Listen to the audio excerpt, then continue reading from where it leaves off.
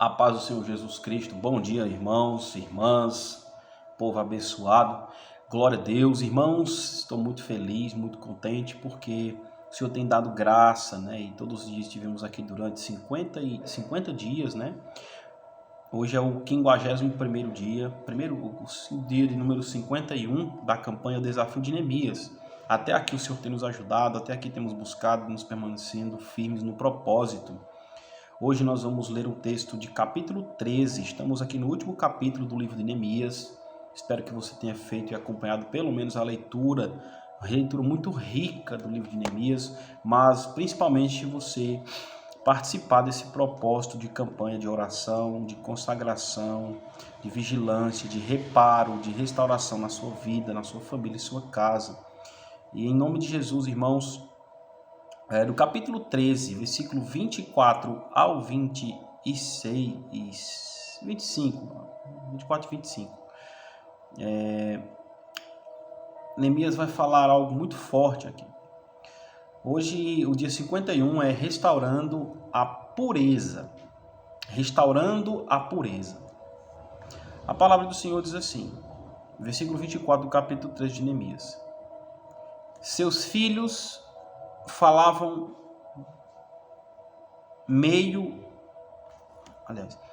seus filhos falavam meio asdodita e não sabiam falar judaico, mas a língua do seu respectivo povo. Contendi com eles, os amaldiçoei, os espanquei alguns deles e lhe arranquei os cabelos e os conjurei por Deus, dizendo: não darei mais vossas filhas a seus filhos, e não tomarei mais das suas filhas, nem para vossos filhos, nem para vós mesmos. Versículo 26. Não pecou nisto Salomão, rei de Israel? Todavia, entre muitas nações não havia rei semelhante a ele, e era amado de Deus, e Deus o constituiu rei sobre todo Israel. Eu quero ler aqui em outra versão também, porque aqui é um texto, irmãos, que ele traz uma atitude muito energética de Neemias, né? Uma atitude muito forte de Neemias, em defesa da pureza, em defesa desse reparo, da reconstrução dessa coluna. Na minha versão, na nova versão, na linguagem de hoje, o versículo 27 do capítulo 13, aliás, 24 diz assim: metade dos filhos falavam língua de Asdod e outra língua não sabia falar a língua dos judeus. Eu repreendi aqueles homens e os amaldiçoei, bati neles, arranquei os seus cabelos e exigi em nome de Deus que fizessem a promessa de que nunca mais nem eles nem seus filhos casariam com estrangeiras. E eu disse a eles: foram mulheres estrangeiras que fizeram o rei Salomão pecar. Ele era mais famoso do que todos os reis de outras nações. Deus o amou e pôs como rei em todo o povo de Israel. No entanto, ele caiu nesse pecado. Irmãos, Neemias ele está fazendo menção da lei do Senhor. O povo restaura o templo, o povo restauraram as muralhas, restauraram a cidade. Agora, o que estava sendo restaurado era o caráter, a moral do povo. A lei de Deus, ela é uma lei moral. É uma lei que mexe, que expressa a imagem. A imagem e semelhança de Deus é a moral do homem. Tem que ser uma moral baseada na palavra da lei que falava que tivemos que purificar-se, guardar-se incontaminado. Tiago lá vai dizer que a verdadeira religião pura e sem mácula, né? Vai dizer que a verdadeira é guardar-se incontaminável do mundo. Neemias toma essa atitude, irmão, de forma muito energética, com o intuito justamente de restaurar essa pureza do povo que estava se perdendo. Homens e mulheres estavam se relacionando com pessoas fora do arraial de Israel, fora do povo que fazia parte, que faz parte da promessa. E Neemias faz questão de dizer que isso era uma ordem de Deus, para que o povo não se envolvesse com mulheres estranhas, principalmente os homens. Neemias disse isso justamente porque ele estava vendo se perder a identidade do povo. E mais que isso, estava vendo se perder, talvez esse foi o maior motivo que levou Neemias a ficar tão revoltado, Isso me lembra a atitude de Jesus quando ele quebra as coisas lá no templo, né? Embora Jesus não agrediu as pessoas, pelo menos a Bíblia não narra. Mas Neemias aqui ele dá uma extrapolada, meus irmãos, mas com o intuito de defender o propósito da pureza. E nós podemos enxergar aqui que o povo estava se perdendo, como eu estava dizendo, talvez o pior motivo de Neemias ter feito isso, o maior motivo, vamos dizer assim, não o pior, o maior, foi pelo fato de que estava se perdendo a adoração exclusiva a Deus. Deus não estava se tornando mais, não era mais exclusivo de algumas pessoas, das famílias desse povo. Justamente pelo fato desse relacionamento com outras pessoas, viam também com Deus juntos. Porque quando a gente se relaciona com outra pessoa, a gente, num casamento, por exemplo, quando alguém casa, está casando não só dois corpos, está casando também dois sonhos, está casando também os deuses, está casando tudo que um partilha com o outro. Então, Neemias está dizendo, olha, não podemos dividir a glória de Deus, o respeito e a pureza que temos que ter só para com o Senhor, com ninguém. Mas para que nós possamos preservar a coluna da pureza, nós precisamos reagir de forma energética, de forma agressiva na luta contra o pecado. Porque o pecado é o que faz o nosso coração se dividir de Deus para com o mundo, para com o mamon, para com os prazeres.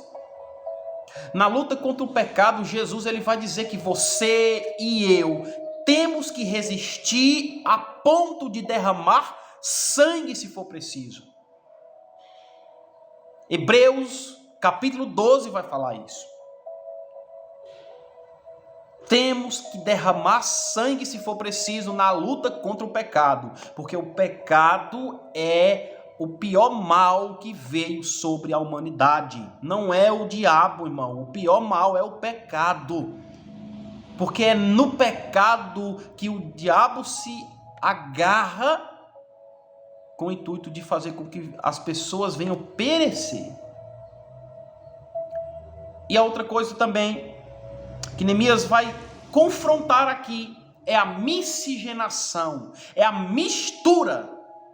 Você e eu não podemos misturar os nossos conceitos bíblicos com os conceitos do mundanismo, com os conceitos do cotidiano comum. O povo de Deus não é um povo comum. Você lembra de Uzá? A Bíblia vai falar que Uzá era um levita. Ele tinha como responsabilidade auxiliar e cuidar das coisas do templo. Mas por algum momento, a Bíblia vai dizer que Uzá ele se confundiu com a sua função. E ele tentou, embora de forma espontânea, mas ele tentou fazer algo que não era da sua competência. Ele tentou segurar a arca, tocar a arca. Ele não podia tocar a arca. Não era competência dos levitas, era só dos sacerdotes. Mas o que eu quero que você entenda comigo, irmãos, é que o mundo está cheio de conceitos e preconceitos para levar eu e você a entender a palavra de Deus de forma equivocada, de forma errada, para induzir eu e você ao erro chamado pecado.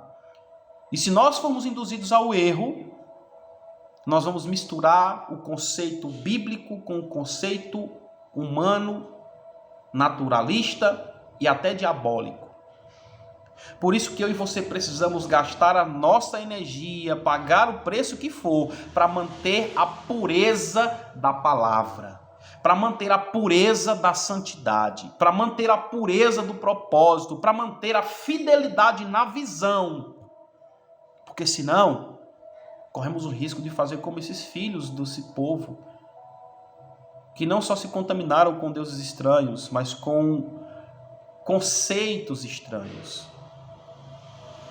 Pessoas que começam a viver baseado no eu acho, no achismo, E o achismo não leva as pessoas até Deus, muito pelo contrário, distanciam as pessoas de Deus. Foi esse o maior erro, o primeiro erro, né, do pecado lá do Éden. Foi Satanás disse, olha, Deus ele está dizendo que se vocês comer da fruta do pecado, comer e desobedecer, vocês vão se tornar igual a ele. Eu acho que Deus não está tão certo, não. Foi isso que Satanás induziu Adão a pensar. E aí surgiu a primeira dúvida. Para saber a verdade, eu preciso provar. Saber a verdade, quem está falando a verdade, se é Deus mesmo, se é o diabo, eu vou provar. E aí eles provaram, caíram, pecaram. Entenda uma coisa, para saber a verdade, você não precisa provar. Porque se Deus falou, não precisa provar nada. Eu e você precisamos simplesmente obedecer. Alfabetização cristã, meu irmão. O alfabeto do cristão, a alfabetização, jardim 1 da escola bíblica. O obedecer. Muitos crentes estão velhos, muita gente tão velha na igreja, já com vivido, mas não aprendeu nem o obedecer, que foi ensinado na escola bíblica. Os cristãos imaturos, cristãos que não defendem a pureza a qualquer custo, a ponto de derramar sangue. Embora não estou dizendo que você tem que se encolerizar, mas o que eu estou dizendo é que você tem que viver em defesa do Evangelho, tem que viver em defesa da fé, você tem que viver preservando a sua santidade em Jesus. Amém? Senhor, em nome de Jesus, essa palavra, Senhor, vem de confronto ao nosso coração de forma tão avassaladora, Senhor Deus, tão potente, tão poderosa. Eu oro para que o Senhor venha, Senhor Deus, ajudar a cada um de nós a se agarrar na Tua palavra, a se agarrar na pureza, a se agarrar, Senhor Deus, nos colocando como sendo exclusividade para o Senhor, assim como o Senhor é um Deus exclusivo. Em nome de Jesus, Deus, nos perdoa pelas nossas contaminações com o mundo, muitas vezes no vocabulário, muitas vezes no pensamento, em ações. Mas que o Senhor nos ajude a melhorar, Senhor. Sozinho nós não conseguiremos. Por favor, Senhor, estamos aqui não determinando o que o Senhor gosta ou o que o Senhor não gosta. Estamos aqui clamando porque só o Senhor pode nos ajudar nesse momento, nos ajudar nesses dias, que os dias são maus, mas o Senhor é bom. E não há nada, não há ninguém que possa intentar contra os teus projetos, porque o Senhor é o Deus Todo-Poderoso e tem o domínio em tuas mãos. Senhor, eu te louvo, te agradeço por esse dia e peço que o Senhor derrame toda sorte de bênçãos sobre cada um dos ouvintes dessa palavra, cada praticante dessa palavra. Em nome de Jesus Cristo, Senhor, eu te agradeço pelo privilégio de estar aqui hoje, partilhando essa mensagem ao meu coração, ao coração dos meus irmãos e ao Senhor. Em nome de Jesus. Graças a Deus. Tenha um dia abençoado para a glória do Senhor.